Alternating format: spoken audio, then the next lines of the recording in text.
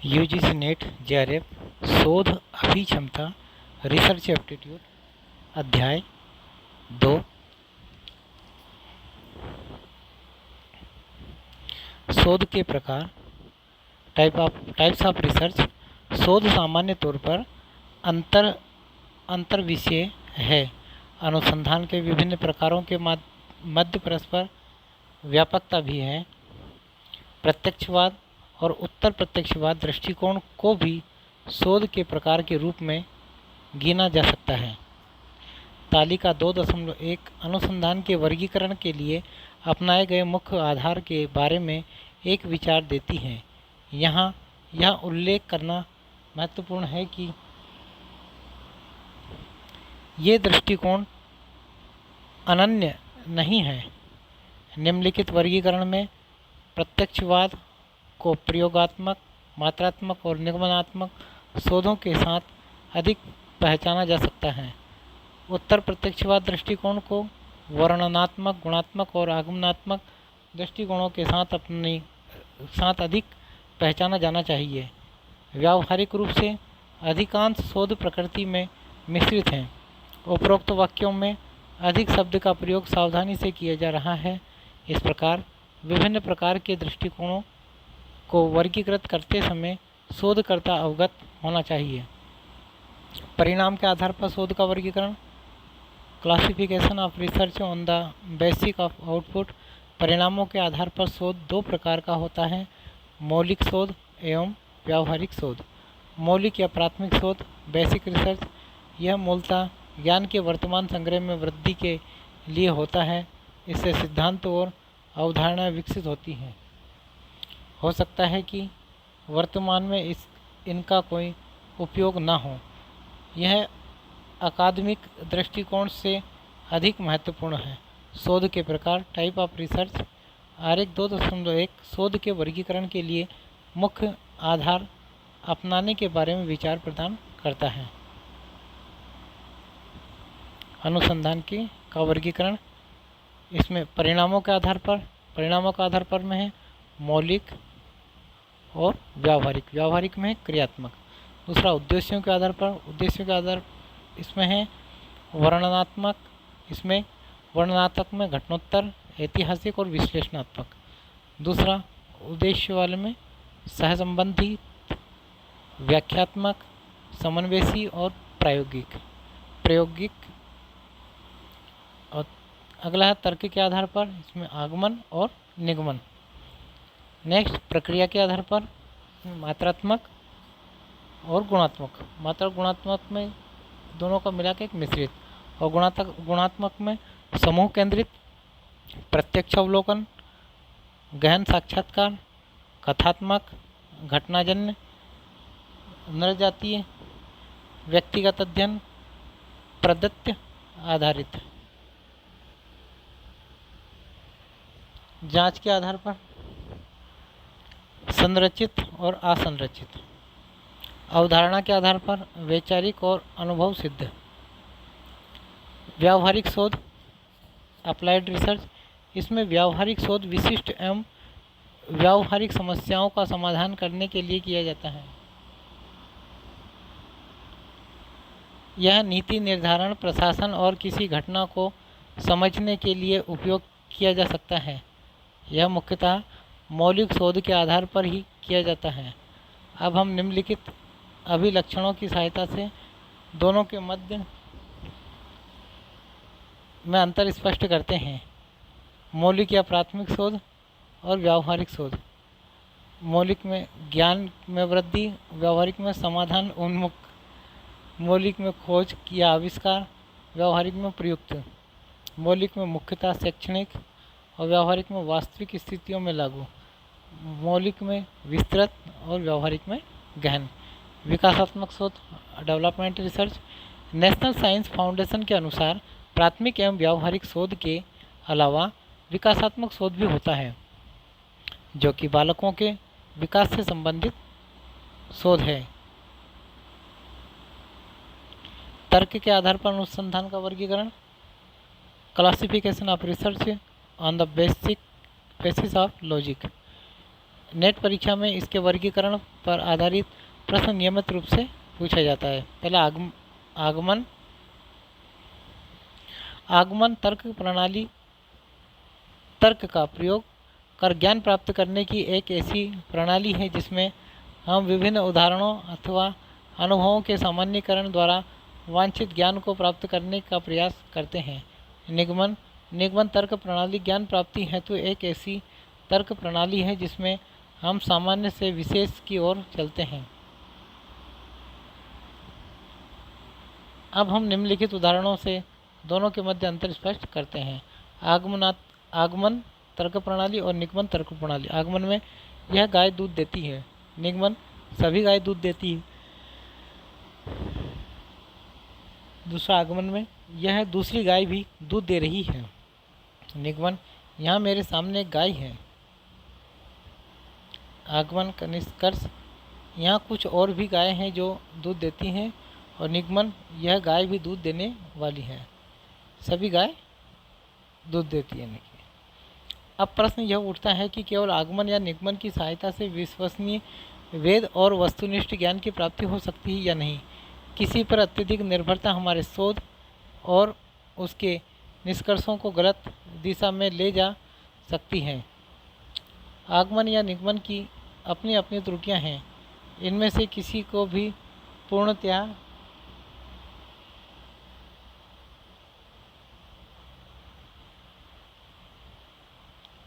त्रुटि रहित या विश्वसनीय उपागम नहीं माना जा सकता है। सामान्यीकरण नियम एवं सिद्धांत। Generalisations, laws and theories. आगमनात्मक, इसमें तथ्य एवं व्यवहार अवलोकन, और निगमनात्मक, इसमें व्याख्या एवं भविष्य सूचक। आगमनात्मक एवं निगमनात्मक प्रक्रिया के आधार पर अनुसंधान का वर्गीकरण। Classification of research on the basic process. इस आधार पर अनुसंधान को 3 प्रकार का माना गया है। मात्रात्मक या परिमाणात्मक अनुसंधान, गुणात्मक अनुसंधान, मिश्रित अनुसंधान।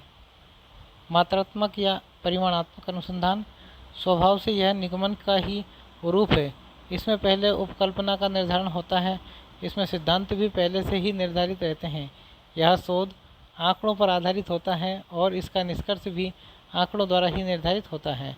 मात्रात्मक शोध आदेशात्मक है तथा निगमन पद्धति पर आधारित होता है। मात्रात्मक शोध किसी प्रकार के पक्ष या भाव से रहित रहता है। यह अपेक्षाकृत घटना और परिणाम या प्रभाव के मध्य संबंधों पर केंद्रित होता है। मात्रात्मक शोध में सूचना सांख्यिकी रूप से होती है। यह सर्वेक्षण, संरचित साक्षात्कार, अवलोकन, अभिलेख और रिपोर्ट की समीक्षा का डेटा संग्रहण होता है।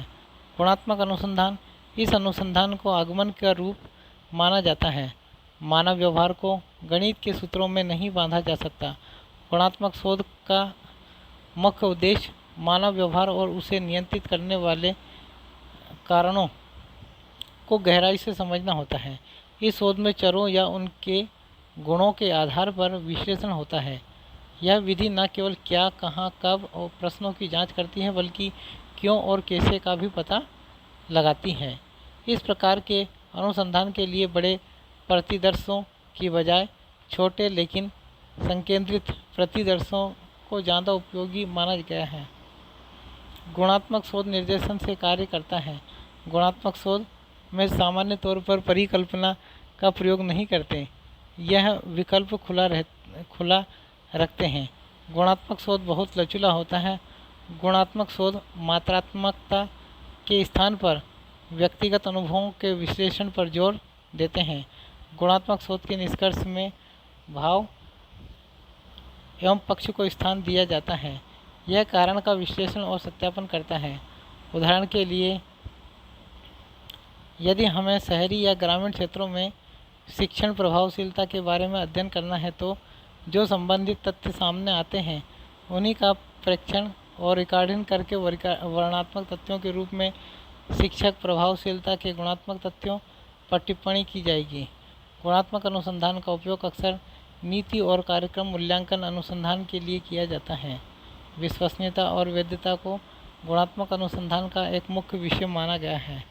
गुणात्मक शोध में कुछ विशिष्ट दृष्टिकोण एवं विधियों का उपयोग किया जाता है, जिनका वर्णन अग्रिम लिखित अनुच्छेदों में किया गया है। इनको गुणात्मक अनुसंधान के विभिन्न प्रकार भी कहा जा सकता है। समूह केंद्रित अनुसंधान। इस विधि में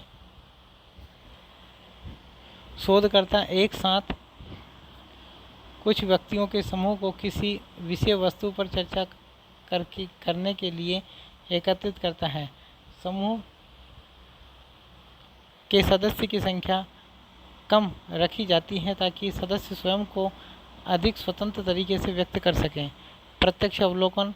इसमें बाह्य पर्यवेक्षक के द्वारा प्रदत्त एकत्रित किया जाता है। गहन साक्षात्कार। यह असंरचित होता है और इसमें यथासंभव तथ्यों की गहराई तक जाने का प्रयास रहता है। कथात्मक अनुसंधान। यह मुख्य साहित्य की समीक्षा करने के में सही होता है और उसी का एक दृष्टिकोण माना जा सकता है। घटनाजन्य अनुसंधान।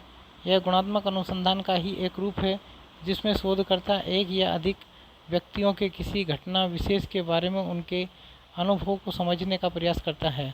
हम यह भी कह सकते हैं कि घटनाजन्य अनुसंधान का उद्देश्य प्रतिभागियों के दृष्टिकोण से वर्तमान में घटित किसी प्रक्रिया या घटना विशेष का उसकी स्वाभाविक तथा वास्तविक परिस्थितियों में अध्ययन करना है।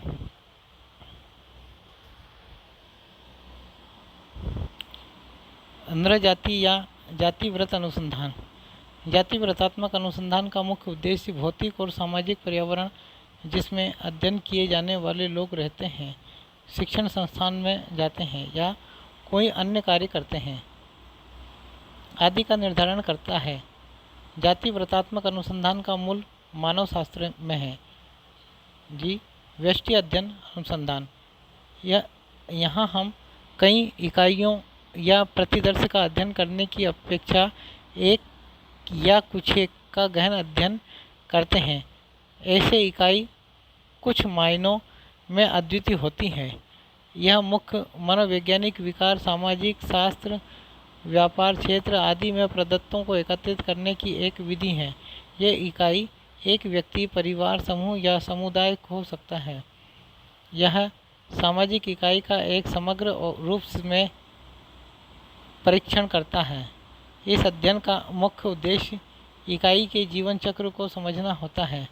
इसमें प्रदत्त गुणात्मक होते हैं, अतः व्यक्ति को अध्ययन के लिए इकाई का चयन सावधानीपूर्वक करना चाहिए। प्रदत्त आधारित सिद्धांत।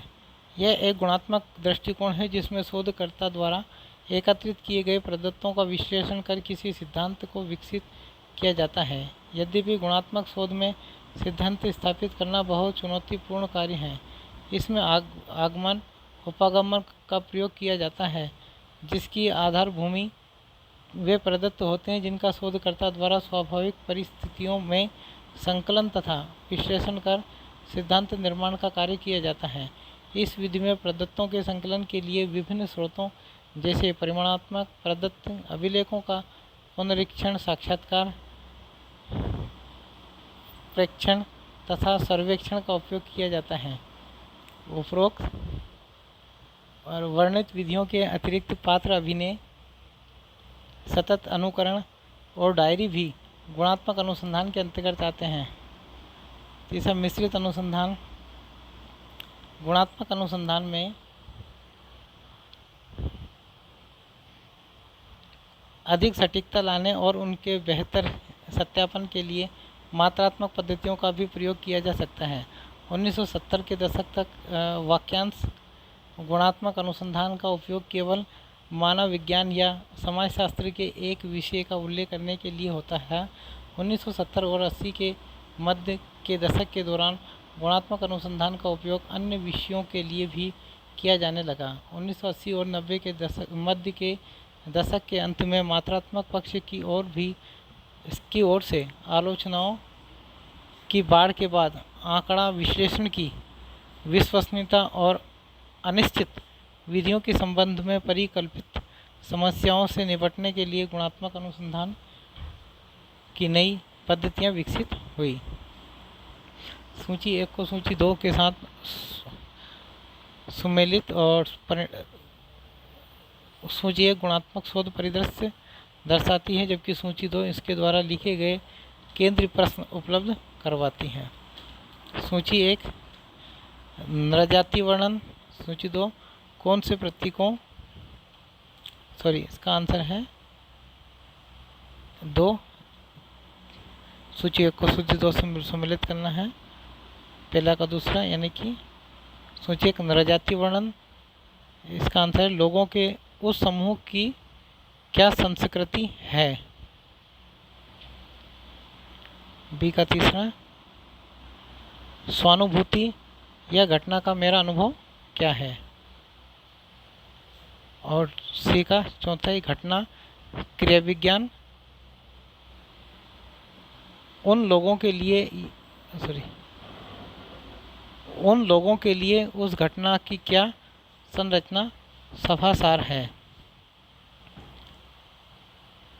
और डी प्रतीकात्मक अन्योन्य क्रियावाद, इसका है पहला कौन से प्रतीकों एवं समाज के सामान्य सेट जो लोगों की अन्योन्य क्रिया को अर्थ देने के लिए उभरे हैं।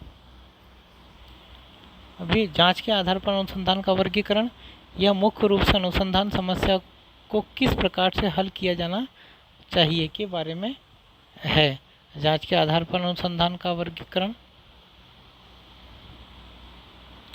संरचित दृष्टिकोण और असंरचित दृष्टिकोण।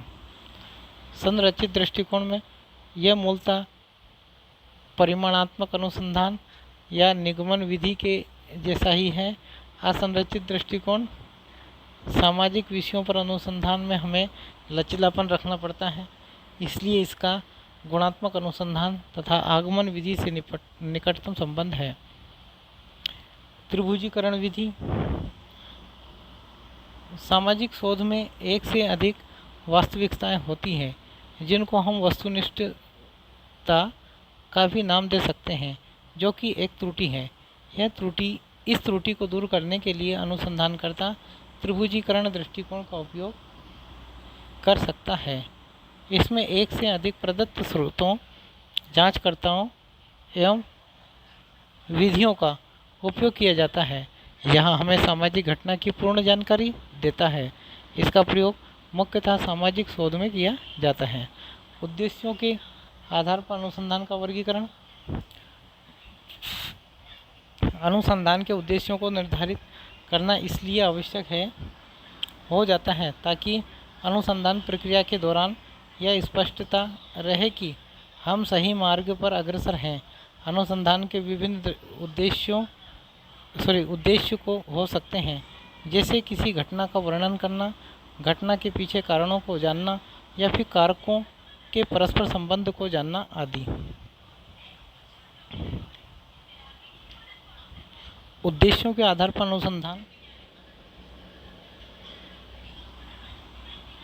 को मुख्य रूप से 5 श्रेणियों में विभाजित किया गया है। उद्देश्यों के आधार पर अनुसंधान का वर्गीकरण, इनमें वर्णनात्मक अनुसंधान, वर्णनात्मक में घटनोत्तर अनुसंधान, ऐतिहासिक अनुसंधान और विश्लेषणात्मक अनुसंधान। इसमें और दूसरा सहसंबंध अनुसंधान, तीसरा व्याख्यात्मक अनुसंधान, चौथा अन्वेषी अनुसंधान, पांचवा प्रायोगिक अनुसंधान। वर्णनात्मक अनुसंधान, जैसे कि नाम से पता चलता है, इस प्रकार का अनुसंधान स्थिति का वर्णन करता है। यह क्या है, यह क्या था, जैसे प्रश्नों का उत्तर देने का प्रयास करता है। यह रिपोर्टिंग करने जैसा है। इसमें मुख्यतः सर्वेक्षण पद्धति का उपयोग होता है। इस प्रकार के शोध में शोधकर्ता का चरों पर कोई नियंत्रण नहीं होता। इसमें जांच परिस्थितियों या वातावरण में बदलाव बिना ही एकत्रित की जाती हैं। इसमें किसी भी चर के साथ हेरफेर नहीं किया जाता। कई बार इसका संबंध या अवलोकन अनुसंधान के रूप में भी उल्लेखित किया जाता है। इस अनुसंधान के सर्वेक्षण और पर्याप्त व्याख्या के साथ साथ तथ्यों की खोज को सम्मिलित किया जाता है। उदाहरण के लिए वर्णनात्मक शोध यह पता लगाने का प्रयास कर सकता है कि किसी विद्यालय, जिले, राज्य या प्रांत में शिक्षा का स्तर कैसा है। घटनोत्तर अनुसंधान, ऐतिहासिक अनुसंधान और विश्लेषणात्मक अनुसंधान भी इसी अनुसंधान के विभिन्न प्रारूप कहे जा सकते हैं। घटनोत्तर अनुसंधान, एक्स पोस्ट फैक्टो रिसर्च, यह सामाजिक विज्ञान और व्यावसायिक संगठनों में प्रयोग किया जाता है। यह अनुसंधान किसी घटना के संदर्भ में आयोजित किया जाता है या मूल रूप से घटना के स्वतंत्र चर से संबंधित है। ऐतिहासिक अनुसंधान, हिस्टोरिकल रिसर्च, इस अनुसंधान में अनुसंधानकर्ताओं से यह अपेक्षा की जाती है कि वे वर्तमान हालातों में परिप्रेक्ष्य में भूतकालीन एवं तथा वर्तमान घटनाओं की चर्चा करें। इससे लोगों की अतीत का विश्लेषण कर आज की समस्याओं, चुनौतियों का संभावित उत्तर प्रदान करने में सहायता मिलती है। फलस्वरूप ऐतिहासिक अनुसंधानों में किए जाने वाले अध्ययन हमें हमारे ऐसे प्रश्नों का हल करने में सहायता करते हैं, जैसे हम कहाँ से आए हैं, हम पहले क्या थे, अब क्या हो गए हैं आदि। यह वर्णनात्मक अनुसंधान का एक अन्य पहलू है और यह काफ़ी सीमा तक कार्योत्तर अनुसंधान के समान है। यह सामान्यतः किसी विषय के ऐतिहासिक पहलू पर ध्यान केंद्रित करता है। विश्लेषणात्मक अनुसंधान, इसमें शोधकर्ता पहले से ही उपलब्ध तथ्यों एवं जानकारी का उपयोग करता है। यह सामग्री का आलोचनात्मक मूल्यांकन करने का प्रयास करता है। सहसंबंध अनुसंधान, सहसंबंध अनुसंधान में इसमें एक स्थिति के दो पहलुओं के मध्य संबंध एवं परस्पर निर्भरता का पता चलता है। दो या दो से अधिक चर एक साथ होते हैं, लेकिन इनका अर्थ यह नहीं कि वह एक दूसरे के लिए हैं। इस अनुसंधान के द्वारा एक निश्चित परिस्थिति में प्रमुख कारकों की पहचान की जा सकती है। व्याख्यात्मक अनुसंधान, व्याख्यात्मक अनुसंधान में एक स्थिति या घटना के दो पहलुओं के मध्य कैसे और क्यों जैसे सवालों का जवाब देने की चेष्टा की जाती है। उदाहरण के लिए, रटने के फलस्वरूप परीक्षा से संबंधित तनाव क्यों होता है। 2. तनाव की वजह से हृदय रोग की उत्पत्ति कैसे होती है।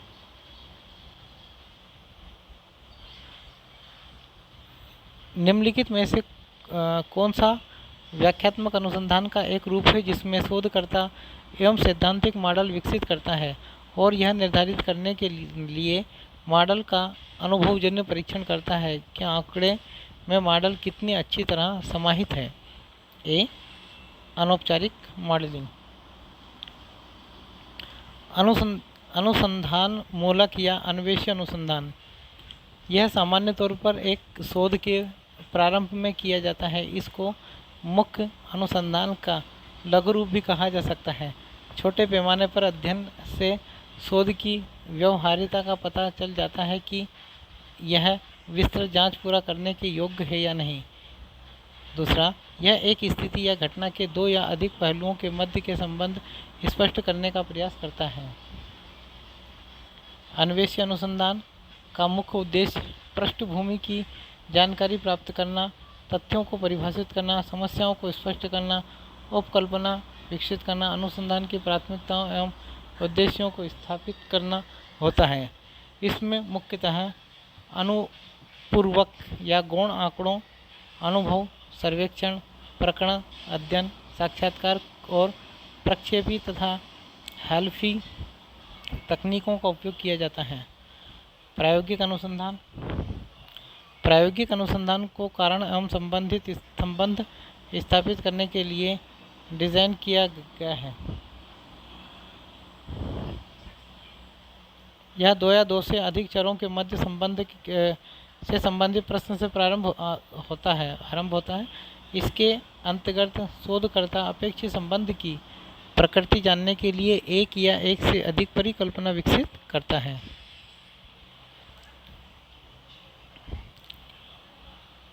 कैम्पबेल और स्टैनली के अनुसार प्रायोगिक अनुसंधान अनुसंधान के उस भाग को संदर्भित करता है जिसमें चरों में हेरफेर किया जाता है और अन्य चर पर उनके प्रभाव देखे जाते हैं।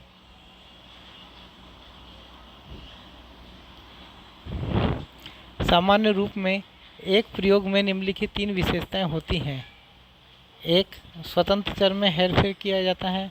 दूसरा, स्वतंत्र चरों के अतिरिक्त अन्य सभी चर स्थिर रखे जाते हैं। स्वतंत्र चर के हेरफेर का आश्रित चर पर प्रभाव देखा जाता है। वह चर जिस पर परिवर्तनों के प्रभाव देखे जाते हैं आश्रित चर कहलाते हैं। आश्रित चर का नाम इसलिए रखा गया है क्योंकि इसका मूल्य स्वतंत्र चर के मूल्य पर निर्भर और भिन्न होने के लिए परिकल्पित है। उदाहरण के लिए, पढ़ने में उपलब्धि पर विभिन्न शिक्षण विधियों के प्रभाव की जांच करने के लिए एक अन्वेषण उपलब्धि आश्रित चर, शिक्षण विधियों के प्रभाव का पता लगाने के लिए विभिन्न शिक्षण विधियों स्वतंत्र निराश्रित चर में हेरफेर करेगा। कभी कभी व्याख्यात्मक अनुसंधान कारण अनुसंधान को भी प्रायोगिक अनुसंधान के अंतर्गत गिना जाता है। यह किसी स्थिति या घटना के 2 पहलुओं के मध्य कैसे और क्यों का उत्तर देने का प्रयास करता है। उदाहरण के लिए, परीक्षा संबंधी तनाव क्यों रट कर सीखने की ओर ले जाता है। तनाव से हृदय रोग क्यों और कैसे होता है। प्रायोगिक अनुसंधान के 3 लक्षण। इन्हें कार्य कारण संबंध की मुख्य शर्तें भी कहा जा सकता है। पहला, हेरफेर। हेरफेर को प्रयोगात्मक डिजाइन की पहली विशेषता के रूप में परिभाषित किया गया है। हेरफेर की स्थिति स्वतंत्र चर को उपचार या हस्तक्षेप भी कहा जा सकता है। एक स्वतंत्र चर के हेरफेर में शोधकर्ता का सक्रिय हस्तक्षेप सम्मिलित होना चाहिए। नियंत्रण, यह पुनः चरों का नियंत्रण है। स्वतंत्र चर और आश्रित चर के अतिरिक्त अन्य चर अध्ययन के लिए अहम चर हैं। इन्हें प्रतिभागियों में यादरक्षित किया जाना चाहिए ताकि समूह एक समान रहे। यह प्रयास बाह्य कारकों द्वारा परिणाम को प्रभावित करने से रोकने में सहायता करता है। प्रायोगिक सेटिंग, प्रतिदर्श तकनीक, निर्देश और प्रतिभागी बातचीत सभी निरंतर प्रक्रिया में सहायता करते हैं। यादृच्छिक अभिहस्तांकन का उद्देश्य समकक्ष समूहों का निर्माण करना है। यह समूह समानता सुनिश्चित करता है। इसका अर्थ है कि प्रत्येक प्रतिभागी के पास समूह में चुने जाने का समान अवसर होता है और वे अन्य प्रतिभागियों के चयन से स्वतंत्र होते हैं। इसका संबंध वस्तुनिष्ठता से भी बनता है। रिफ्लेक्सिविटी, यह कारण और प्रभाव के मध्य वृत्ताकार संबंध को संदर्भित करता है। एक रिफ्लेक्सिव संबंध द्विदिश है यदि एक संबंध में एक दूसरे को प्रभावित करने वाले कारण और प्रभाव एक साथ दोनों चरों के साथ हों, जिसमें न तो कारण का प्रभाव निरूपित किया जा सकता है। उदाहरण के लिए, गरीबी बेरोजगारी का मुख्य कारण है और बेरोजगारी गरीबी का मुख्य कारण है।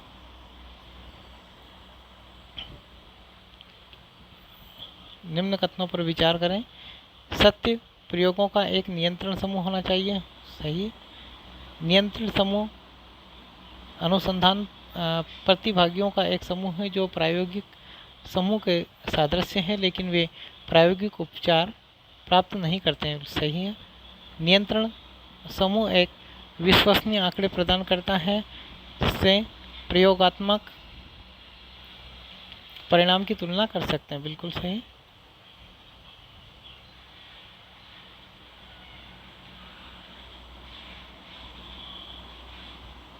दूसरा, प्रायोगिक अनुसंधान में किस प्रक्रिया की आवश्यकता होती है? तो संदर्भ संग्रह की। प्रायोगिक अनुसंधान का डिजाइन पूर्व प्रायोगिक इसमें है वन शॉट केस स्टडी और one group pre test, post test और स्थिर समूह। और वास्तविक या सत्य प्रयोग, pre test, post test control group और post test only control group और सोलोमन फॉर ग्रुप। अर्थ प्रायोगिक, इसमें समय श्रृंखला और एकाधिक समय श्रृंखला। और सांख्यिकी, इसमें यादृच्छिक ब्लॉक डिजाइन और लैटिन स्क्वायर डिजाइन और फैक्टरियल डिजाइन। प्रायोगिक अनुसंधान के प्रकार। प्रायोगिक अनुसंधान के विभिन्न प्रकारों का वर्णन निम्नलिखित रूप में किया जा सकता है। पूर्व प्रायोगिक अनुसंधान डिजाइन, पूर्व प्रयोग तुलना से उद्देश्य से किए गए प्रयोगों को संदर्भित करते हैं। प्रायोगिक डिजाइन सत्य प्रयोगों, अर्ध प्रयोगों और कुछ स्थिर प्रयोगों को संदर्भित करते हैं। पूर्व प्रयोग विशिष्ट प्रयोगात्मक डिजाइन नहीं है। यह मुख्य रूप से खोजी उपकरण के रूप में और अन्य प्रयोगात्मक डिजाइनों के साथ तुलना के लिए उपयोग किए जाते हैं। वे आंतरिक और बाह्य वैधता के प्रति संवेदनशील हैं। इसके अंतर्गत परस्पर तुलना करने के लिए कोई नियंत्रण समूह नहीं है। वे निम्न प्रकार के होते हैं। वन शॉट केस स्टडी, इसके अंतर्गत निष्कर्ष निकालना कठिन है क्योंकि हस्तक्षेप और परिणाम के मध्य कोई विशिष्ट कारण और प्रभाव संबंध नहीं है। One group pre test, post test, यह टेस्ट कुछ अधिक संरचित है। अवलोकन के तहत एक एकल चयनित समूह है जिसमें प्रायोगिक उपकरण को लागू करने के पूर्व सावधानीपूर्वक माप किया जाता है और फिर बाद में माप किया जाता है। इस डिजाइन में न्यूनतम आंतरिक वैधता है जो केवल विषय के चयन और प्रायोगिक मृत्यु दर को नियंत्रित करती है। इसका न्यूनतम नियंत्रण है, इसकी कोई बाह्य वैधता नहीं है। तीसरा, स्थिर समूह तुलना, यह तीनों में से सर्वश्रेष्ठ है। यह दर्शाता है कि परिवर्तन हुआ है, लेकिन नियंत्रण समूह के उन्मूलन के संदर्भ में यह जटिल है। यदि समूह आरंभ में ही समकक्ष नहीं है तो मतभेदों के कारण का निष्कर्ष निकालना भी सरल नहीं है। वास्तविक या सत्य प्रयोग, ट्रू एक्सपेरिमेंट्स। वास्तविक या सत्य प्रयोग एक प्रकार के स्वर्ण मानक हैं क्योंकि वे अन्य प्रयोग डिजाइनों के मूल्यांकन में सहायता करते हैं। इन प्रयोगों को यादृच्छिक नियंत्रित परीक्षण के रूप में जाना जाता है क्योंकि शोधकर्ता हस्तक्षेपों की संख्या और प्रकारों को परिवर्तित कर सकते हैं की स्थिति में होता है। प्रयोगात्मक और नियंत्रण समूहों के मध्य एकमात्र अपेक्षित अंतर अध्ययन के अंतर्गत परिणाम चर हैं। यह मूल रूप से किसी एक जनसंख्या का अध्ययन है। प्रायोगिक डिजाइन की तीन आवश्यक विशेषताएं हेरफेर, नियंत्रण और यादृच्छिक निरूपण हैं। इनकी विशेषताओं को हम निम्नलिखित रूप में भी वर्णित कर सकते हैं। सत्य प्रयोगों का एक नियंत्रण समूह होना चाहिए। नियंत्रण समूह अनुसंधान प्रतिभागियों का एक समूह है जो प्रयोगात्मक समूह जैसा दिखता है लेकिन प्रयोगात्मक उपचार प्राप्त नहीं करता है। नियंत्रण समूह एक विश्वसनीय आधारभूत डेटा प्रदान करता है जिससे आप प्रयोगात्मक परिणामों की तुलना कर सकते हैं। Pre test, post test design. Pre test, post test design के मूल आधार में कुछ उपचार करने से पूर्व परिणाम का एक प्री टेस्ट माप प्राप्त करना सम्मिलित है। इसके बाद उपचार होने के पश्चात उसी उपाय पर एक पोस्ट टेस्ट किया जाता है। Pre test, post test design प्रयोगात्मक और अर्ध प्रायोगिक अनुसंधान दोनों में नियोजित होते हैं और नियंत्रण समूहों के साथ या नियंत्रण समूहों के बिना ही उपयोग किए जा सकते हैं। Post test only control group design यह एक शोध डिजाइन है जिसमें कम से कम 2 समूह होते हैं जिनमें से एक को परीक्षण या हस्तक्षेप नहीं मिलता और परीक्षण के बाद परिणाम के माप पर डेटा एकत्र किया जाता है। जो समूह क्रियाशील नहीं है या स्थिर है वह नियंत्रण समूह है। Post test only control group design की मुख्य विशेषताएं इस प्रकार हैं। इस प्रकार के डिजाइन में दो यादृच्छिक रूप से निरूपित किए गए समूह हैं, प्रयोगात्मक समूह और नियंत्रण समूह। दूसरा, परीक्षण के कार्यान्वयन से पूर्व किसी भी समूह का कार्यान्वयन नहीं किया जाता है। परीक्षण प्रयोगात्मक समूह पर लागू किया जाता है। सोलोमन फॉर ग्रुप डिज़ाइन, यह एक शोध डिज़ाइन है जो पोस्ट टेस्ट परिणामों पर प्रभाव के मापन या पत्यन करता है। कुछ शोध डिज़ाइन से एक प्रीटेस्ट सम्मिलित होता है जिसे प्रशोधन के संपर्क में आने से पूर्व लिया जाता है, और एक पोस्ट टेस्ट जिसे प्रशोधन के संपर्क में आने के पश्चात प्रशासित किया जाता है। अर्ध प्रयोगात्मक डिज़ाइन, अर्ध शब्द से हमारा तात्पर्य समान से है, जिसमें प्रायोगिक अनुसंधान के समान कई विशेषताएं हैं, लेकिन यह वास्तविक प्रायोगिक अनुसंधान नहीं है। आश्रित चर से पहले स्वतंत्र चर में हेरफेर की संभावना होती है। अर्ध प्रयोगों में दिशात्मकता का तत्व होता है, जिसमें प्रतिभागी चयन से सम्मिलित है।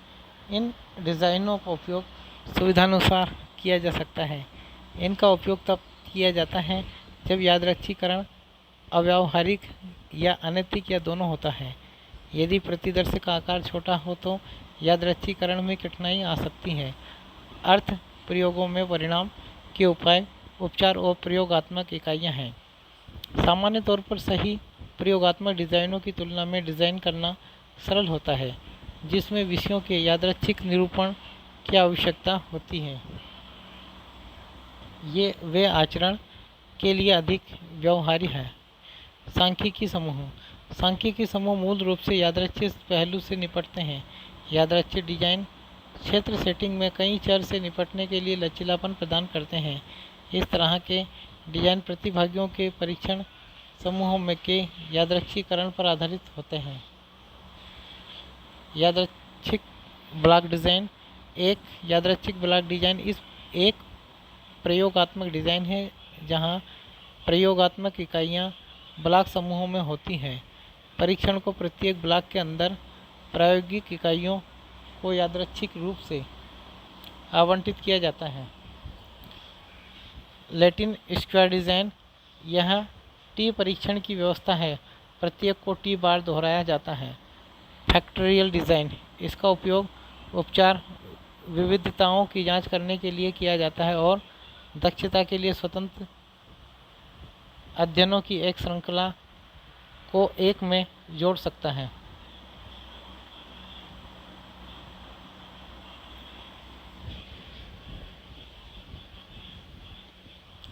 वर्णनात्मक अनुसंधान या प्रायोगिक अनुसंधान की तुलना।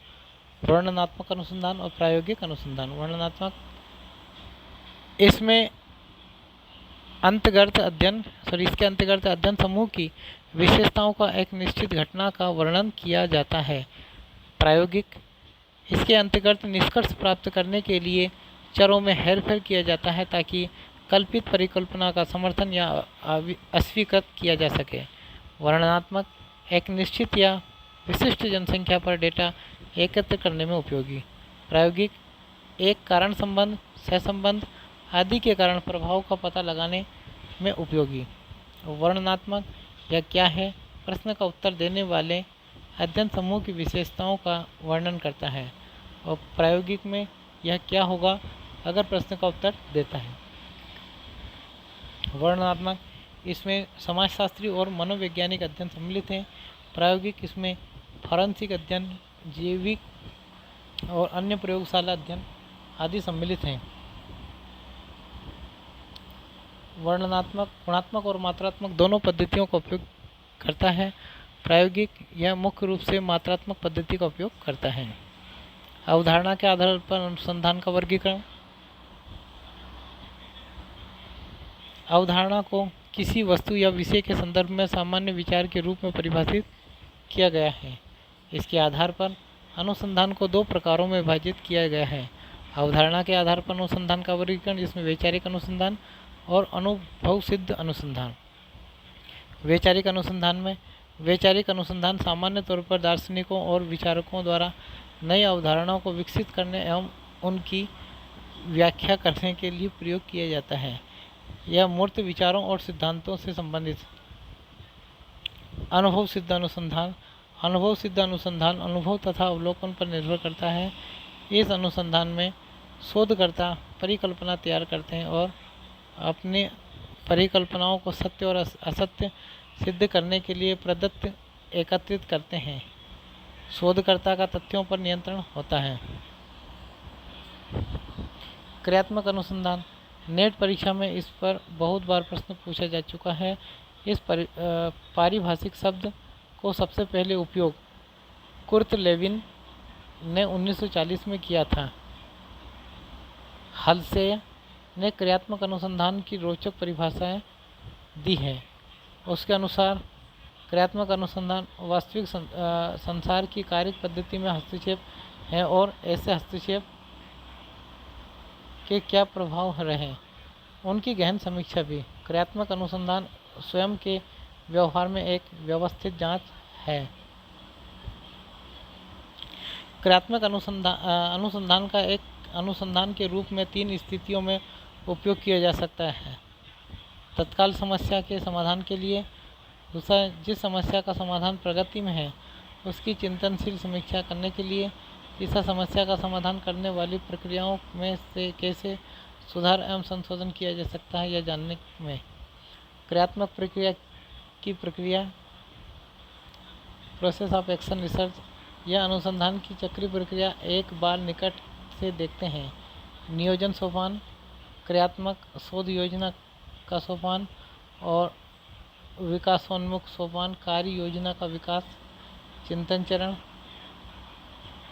इसमें नियोजक सोपान, क्रियात्मक सोपान, विकासोन्मुख सोपान और चिंतन सोपान। क्रियात्मक या चिंतन चक्र NCERT विज्ञान के अध्ययन। यह प्रक्रिया पहली बार एक समस्या की पहचान के साथ आरंभ होती है। फिर आप एक योजना बनाते हैं और उसे क्रियान्वित करते हैं।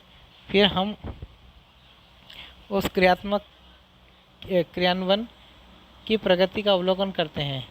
फिर कोई समस्या सामने आती है, फिर हल निकाला जाता है।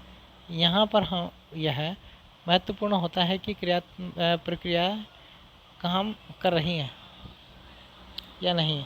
शायद पूरी प्रक्रिया पुनः आरंभ कर देंगे। यही क्रियाशील अनुसंधान है।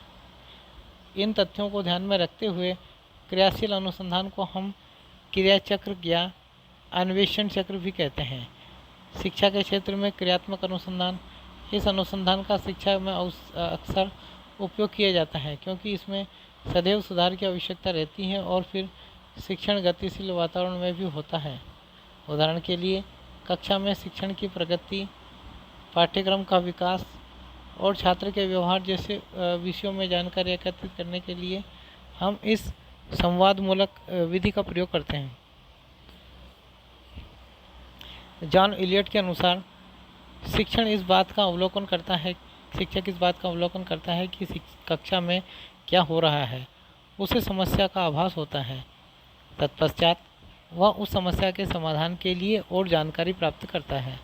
इससे शिक्षण अधिगम प्रक्रिया और भी रोचक एवं उद्देश्य लक्षित बनती है। शिक्षा के क्षेत्र में क्रियात्मक अनुसंधान को निम्नलिखित स्थितियों में प्रयुक्त किया जा सकता है। पहला, शिक्षार्थी प्रेरित करना, अधिगम शैली, मनोवृत्ति आदि। दूसरा, शिक्षक सशक्तिकरण, शिक्षण अधिगम प्रक्रिया को और भी प्रभावी ढंग से लागू करना। तीसरा, मूल्यांकन प्रक्रिया को सामाजिक और औद्योगिक आवश्यकताओं से संबंधित करना। पाठ्यचर्या में सुधार, संस्था प्रशासन, सामाजिक सहयोग इत्यादि।